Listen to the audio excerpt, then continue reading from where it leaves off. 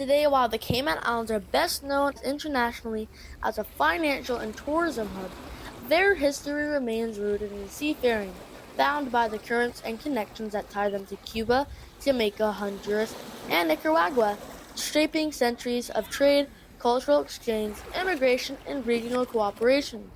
The Cayman Islands sit in the western Caribbean Sea, roughly midway between Cuba and Honduras, and just north of Jamaica. The early economy centered on turtling, fishing, and shipbuilding.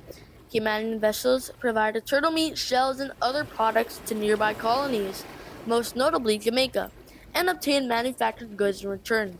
Caymanians didn't just stay close to home. As local turtle populations declined around the islands, seafarers ventured farther afield, south of the coast of Cuba, the Mosquito Coast near Honduras and Nicaragua, and also along the wider Caribbean. These long voyages formed economic ties and cultural connections across the region. Caymanian sailors often traded and worked with communities in Cuba and even settled in places like the Isle of Youth, formerly the Isle of Pines, where a notable Caymanian community existed in the 19th century onward, engaging in trade and agriculture. However, these interactions weren't always smooth.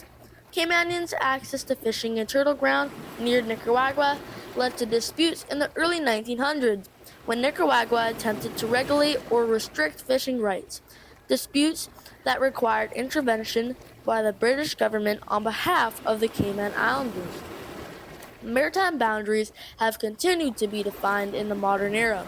In 2001, the Honduras United Kingdom Maritime Delimitation Treaty was signed to establish an agreed boundary between the Cayman Islands and Honduras, a crucial step for managing fisheries and economic zones. This is a Waves of Cayman history on the Phoenix Zone and all things Cayman.